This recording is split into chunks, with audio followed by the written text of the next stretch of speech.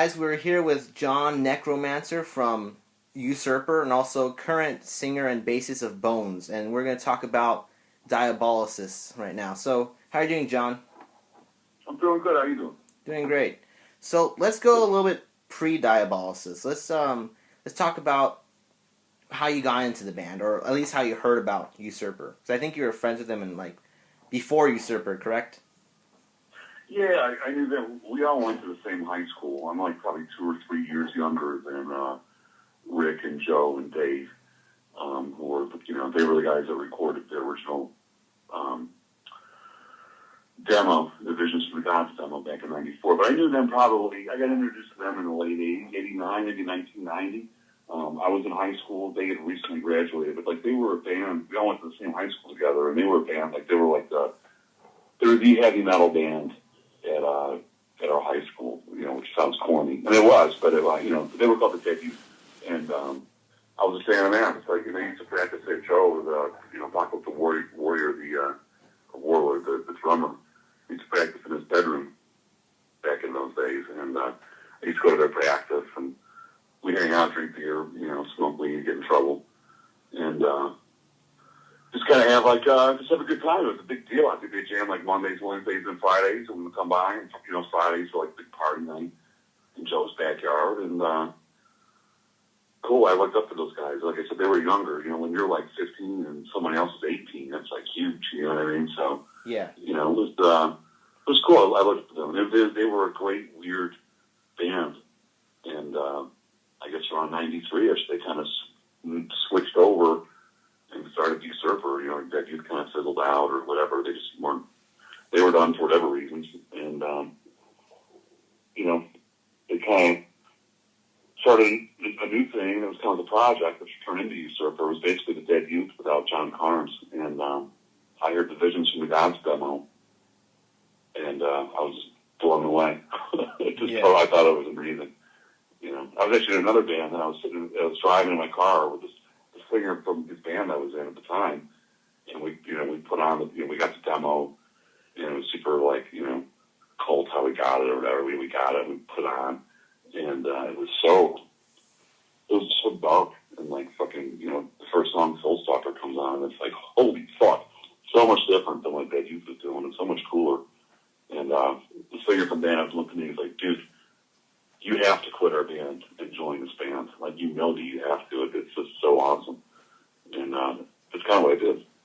Oh, wow, that's pretty cool. So that demo pretty much said that you went the path of, I'm going to join this band. That's pretty cool. So yeah, I was pretty motivated to join the band, actually. I mean, after hearing it, it was so good. And we weren't the best. We weren't the best of friends like the Steves. We were definitely. We definitely knew about each other. We were definitely cool with each other. We'd hung out a lot. We used to go to the woods together and get fucked up, drinking some Stone Light, drinking 40 ounces of Magnums, in the woods, doing stupid stuff, taking acid. Just fucking around. Yeah. And so we were familiar with each other. And, once I heard it, it was good. It was kind of the start to a line. Yeah. So, did you just go to them and say, hey, are you looking for a bassist, or did they come to you? It's kind of weird. At the time, I kind of grew up with them. Well, not grew up with them, but, we were friends toward the end of my high school years. And then I joined another band. They were from the city. We all lived in the suburbs, and they were from the city. So I was hanging out with this other band I was in primarily. So I kind of wasn't hanging out with them for a year or so. Yeah. They would bust my balls. We'd see each other and be like, oh yeah, fine, cool if they hang out with us, huh? Fucking with me or whatever. It's pretty funny. Yeah. But they didn't really have a real solid bass player. They had a kid they were jamming with, but he wasn't really working out. And one thing led to another. And I think Dave, Diabolisis, the singer, kind of mentioned if I'd be interested in jamming with them, and of course I was.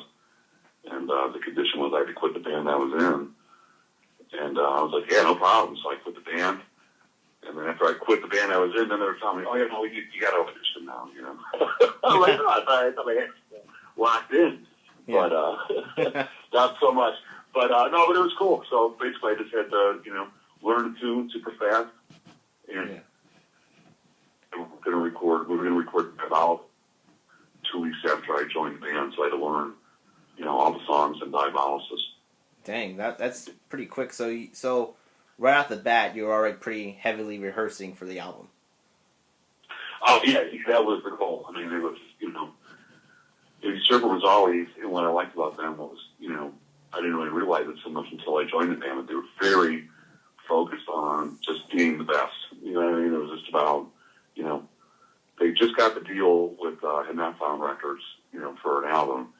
And that was a really big deal because that was John from Slayer Magazine and all that kind of stuff. So, we were the only like non-Norwegian black metal band kind of on the label. So it was kind of like, we felt like we really had to deliver. And it was all about just getting it done. You know what I mean? It wasn't like a social band. It wasn't about, we all got along and we all hung out, but it wasn't about like, being part of the scene. It was more definitely about, writing good songs, executing the playing, and just delivering the goods, from the beginning. So, and the deal was too, like if I didn't learn the bass good enough, then Rick was going to play the bass. You know what I mean? And it was like, no, it wasn't like, like a problem, like, oh, hey, you suck, but it's like, look, this isn't a lot of time to learn everything. We're going in the studio in 2 weeks. We're not going to change the date. We're on the timeline here, and whatever songs you don't learn, that's cool. But it was like, but I'll just play bass on those because Rick could play bass on the demo. So, but I learned everything I was supposed to learn, so it worked out good. Yeah. Yeah, and also, so you got Had Not Found, and also for the vinyl, you got Rest in Peace Records, correct? That was a couple years later. I think that was after we'd done Threshold of the Usurper on Necropolis, and I want to say after that we kind of basically bootlegged our own album through Stand. You know what I mean? Yeah, I get what you're saying. So, and I found we're kind of unavailable. John was in Australia for like a year, and we were kind of frustrated, and we wanted to, release it on vinyl. We really weren't hearing a lot from John at the time, and Stan just kind of staying, and his partner, find this guy Iron Tom, they both kind of stepped up and were like, hey, we want to do it on vinyl. And we're like, okay, well, we want to get gold and, poster and everything else. And like, yeah, well, so do we. Yeah. So, it just worked out that way. So it was really cool. Yeah, that's pretty cool. So, okay, going back to recording. So do you remember, I know it's kind of going back, but do you remember, like, what gear did you use during the recordings, or? Yeah, I do, actually. I had like an Ibanez, or it was a Schecter bass. I had a TV Mark IV bass head. I think it was like a 401 head or something like that. And I had a Ampeg 215 cabinet. And the only pedal that I used a distortion pedal, and it was a Metal Zone, like a Boss guitar pedal. It was a Boss Metal Zone pedal. Yeah. And I borrowed from Carcass Chris, who later joined Usurper, but, like 7 years after this. But, I borrowed his pedal for it. It sounded pretty cool. That's pretty cool. So, with the recordings, what do you remember about the actual recordings? Was it did you guys rush? Did you take your time, or, you set a pretty good pace? No, I mean, I wouldn't say that we were rushed, but we definitely had a schedule where we had to get things done, like in a couple of days. We didn't really have, we paid for the recording of the album. You know what I mean? It's like, it wasn't like we got signed to like, Capitol Records or Sony, and they're going to give us like a huge, they paid for everything. We were on Had Not Found Records, and this was an underground label that had no money. So part of the deal was, they were going to pay for all the production of the actual manufacturing of the album. We'll pay for the studio. So, I think we kind of did it. I want to say we did it in like 4 days. We just kind of came in there and just blew it up. We just did the drums real quick, and then it was just boom, boom, boom. 2 guitar tracks, I want to say, a bass track, and then vocals, and, maybe a handful of doubled parts on vocals, but not many at all. And we just mixed it up real quick, and that was it. So, it was, it wasn't rushed. We were well rehearsed. We were practicing 3 days a week. We Usurper always practiced 3 days a week. We were jamming all the time. We were hungry. We were ready to go, and me and Rick were meeting even on other nights that it wasn't normal practice because he was showing me the songs, you know what I mean? So that's how I was learning them. And, so it wasn't rushed, but it was really quick. It wasn't like, we Yeah. We did like a Saturday to Sunday. We went back every other weekend for Saturdays and Sunday, and Yeah. that was it. So you recorded with Brian Eden, correct? Mm-hmm. So any you got any funny stories of being in the studio? Well, I mean, it was kind of ridiculous. I mean, it was really cool because it was in Brian's like house. He lived in like a townhouse, which is like a two-story kind of shared residence affair or whatever. And he turned his bedroom into like a studio. And it was cool because he had like these Roland V drums. You know, if he had like a drum set with pads, and like back then that was like really kind of high tech. You know what I mean? It was the exact same setup that Joe had on his drums. Because at that point, Joe was playing pretty much all triggers. So you get into it more when he's up to Joe. But I mean, I want to say that all the drums in that were triggered. The pads, even the cymbals, everything was electronic drum. And like Brian had the exact setup. Joe didn't have to bring his shit over there. He used Brian's stuff. And I remember the amps were set up like in the closet because it was like a bedroom that was converted into a studio.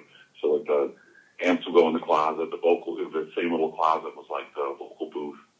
You know what I mean? And it was, right in the house. So that was ridiculous. And Brian Eden looked kind of like Bruce Dickinson. It was hilarious. He had like the same like classic Bruce Dickinson haircut, like that mullet, like that 1090 mullet. In the front, it was like really short. The back was like super long, right apart, super straight. And I want to say he was religious too. He was like a real kind of a Christian type guy. Yeah. And he was trying to be like a paramedic. I think he was getting like his EMT's license and whatever. Great dude, all there is. And really captured that early Usurper stuff. I mean, like, the demo and Diabolisis and Threshold Usurper, the stuff that he really did was, to me, the essence of the band. Really, I'm like, I mean, he just nailed it. I mean, it sounded like we were in the rehearsal. It just really came out. Yeah. I thought it came out really good. Yeah, definitely. And also, you guys had to do it reel to reel because there wasn't Pro Tools or anything like that back in the day. Yeah, that's right. It was reel to reel. Absolutely, it was. We didn't do any Pro Tools stuff until into the 2000s. So yeah, this was all tape. Yeah. So, yeah. On the album, I kind of noticed you had a very, even I want to say, Skeletal Seasons too. You had a very heavy bass tone. Was that important, to cut through the very heavy guitars that Rick has with his sound? Well, I mean, Rick's guitar sound is, it's really thick. You know what I mean? It's got a really, it's got that real heavy, chunk. Those chunky chords, like, kind of like, like a Tom Warrior type sound, right? I mean, it's got that real heavy, chunk and attack and that low end. It's got a real low end to it. And he used an octave pedal a lot too, which, if you played a single note, like, some of the earlier tunes, he used it a lot, where you play a single note and then the effect would make it come out an octave lower, which is exactly what the bass tone is. You know what I mean? That it's the same sonic territory, if that makes any sense. Yeah. But in Dead Youth, the band before Usurper, their bass player John Carnes, like he had a really high end tone and it was really clean. The reasoning being that it would cut through, Rick's darker, thicker tone. But I had a lower tone and it was distorted. And it wasn't going to cut through. It was more to kind of be like a mix between like a second guitar, like a rhythm guitar player almost. Mm-hmm. You know what I mean? Like it's like a backup, the real heavy riffs, and it was time to do it on the distorted bass, and it would work. And then a few times it was time for the bass to kind of branch out. It didn't sound too foreign or too crazy, but it still cut through. You know what I mean? So the idea was to add another layer of heaviness to the guitar and complement the guitar and complement the drums in that big fuzzed out heavy way. Yeah, I get what you're saying. Yeah, because I really dig your tone on what's the song? Cemeterian. That song. I know that's not Diabolisis, but let me go back to that. Sorry. That's good. So once the album was finished, what was your first reaction when you were able to get it, like, in your hands as a CD, or I don't know, maybe you got like an advanced tape, I'm guessing as well. What was your reaction to finally listen to your own work? I mean, I'm going to sound really egotistic, but I was just kind of blown away. I mean, like, back in those, those early days, it was a big deal to, like, get signed and all this kind of stuff. And I had never been on a record before. I'd been in a couple bands, we went in the studio and recorded, like, a demo, like 4 songs or whatever. And it was always kind of subpar and fucked up and not really put together well.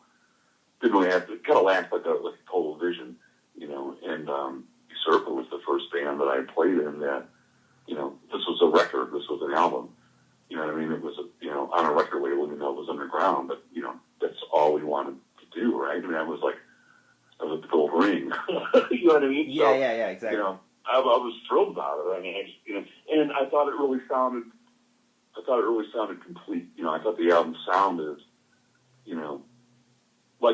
like an album should sound. It didn't sound like a demo, like in my mind. I can be totally, it's my own perspective, I guess, and I'm totally biased. But I mean, it was, I was really happy about it. I was proud about it. I was proud that I went tunes really quickly. I was excited because I thought that what Rick was writing was kind of taking things in a new direction, with his guitar playing and like the wah pedal usage and all that kind of stuff, and the octave pedal. He was kind of going on unfamiliar territory for bands in Chicago, like local bands that, kind of were peers with. So, he was expanding, which was cool. And like Joe on drums, I thought sounded better than, Joe's such a weird drummer, you know what I mean? Yeah. I thought his strange drum style really kind of added to the whole Usurper thing. You know what I mean? It was like a real big part of it. So it was really, I was kind of proud of all of us, and I thought it sounded really good. I mean, I thought it sounded heavy and dark. Yeah. What would to me, Usurper really stuck out, even with the first album, to everything that was going on in, 1995? I think it was released? Yeah. Yeah, 1995. Yeah, we started recording it in January 95. Yeah. So, and it was released the same year. Yeah. So, compared to a lot of the death metal and black metal stuff that was coming out, you guys were just totally different. Not really following the Florida stuff, the Swedish, death metal scene, or even the Norwegian black metal scene. Do you think that's why, I want to say you guys are sort of overlooked because you didn't fit into that little niche of things? Well, I mean, to me, I guess it depends on your perspective. You know what I mean? Like, to me, I don't really think we were really ever overlooked. I mean, to me, I thought that we were kind of right where we should be. You know what I mean? Like, we were kind of a weird underground band that didn't fit into all these scenes. And we were aware of that. We were very aware of that at the time, that we didn't, we weren't a Florida death metal band. We weren't, Norwegian black metal band.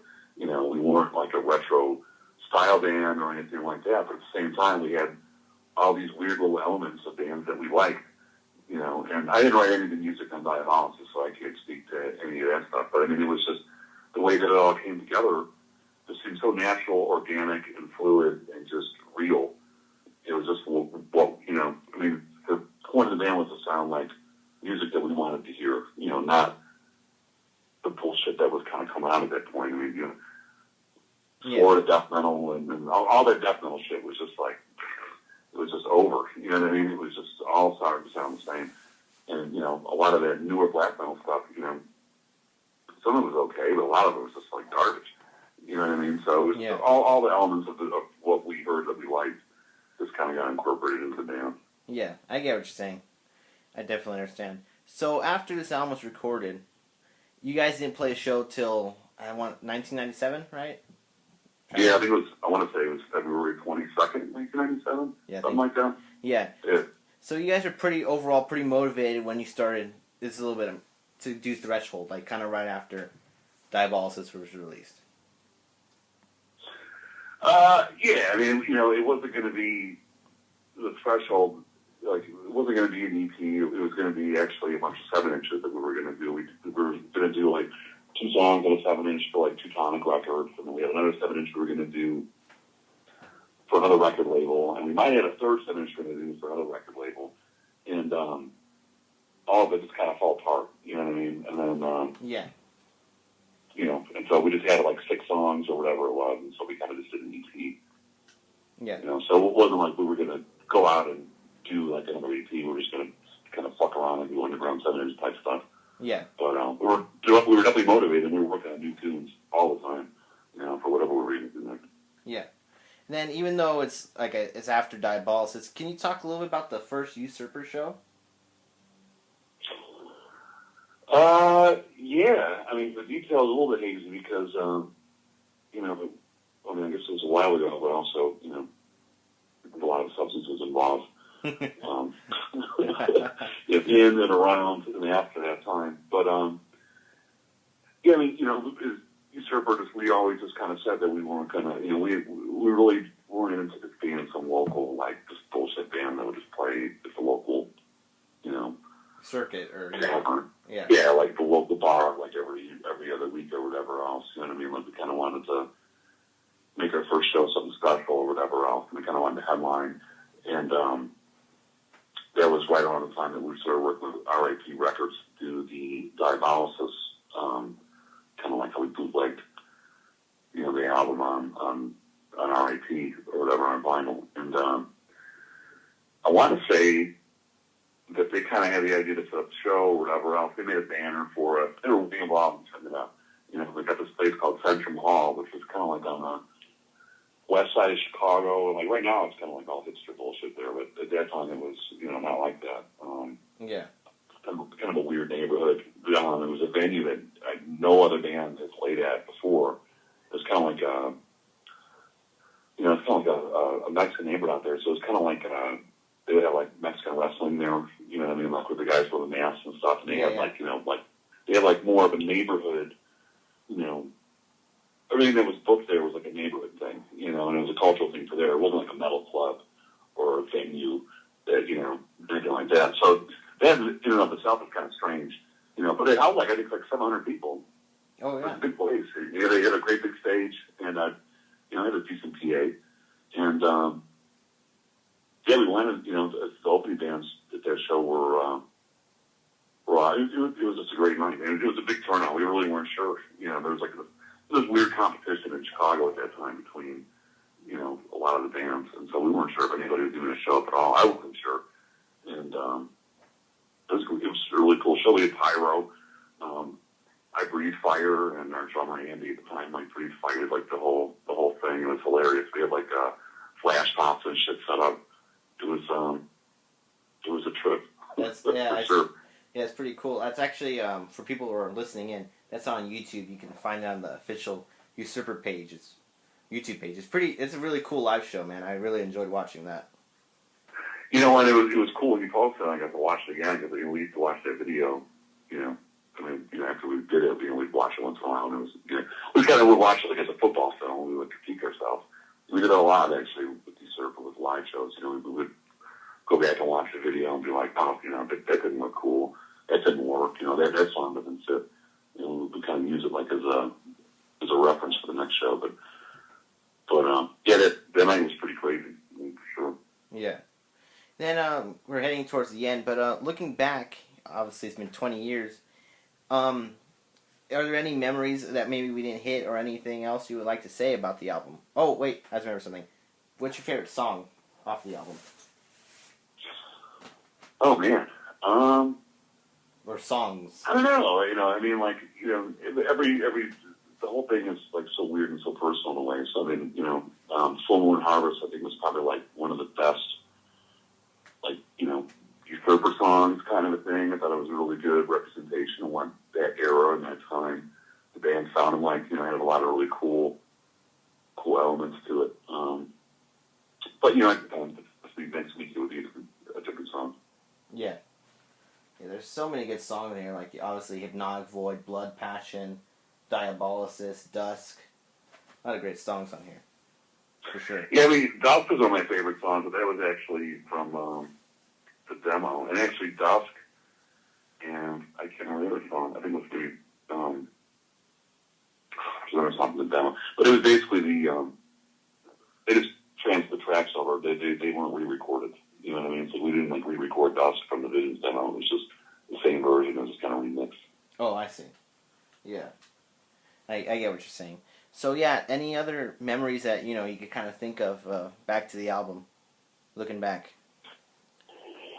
There's so many that it's hard to narrow down one or whatever. The whole thing was really it was just a really good time. It was just really exciting, and everybody was so hungry. The whole band, we were all firing on 12 cylinders, just ready to take over the world. It was nuts. It was. Yeah, I get into a whole bunch of individual stories. I don't want to go to jail or anything like that. Yeah, I get what you're saying. Yeah, well, thank you, man, for your time and doing this, and it would be, it's gonna be really cool, talking to the other members as well and getting their input on the album. I think the fans, the diehard fans, will really be into this stuff. All the crazies. Yeah, the old Usurper laugh pack or whatever, I guess. And I mean, I'm kind of I think it's pretty cool you're doing that. I kind of can't wait to see how the interviews come out and just check it all out. So thank you for being interested. Thank you, man. Thank you for just for your time. Thank Yeah, you. no problem.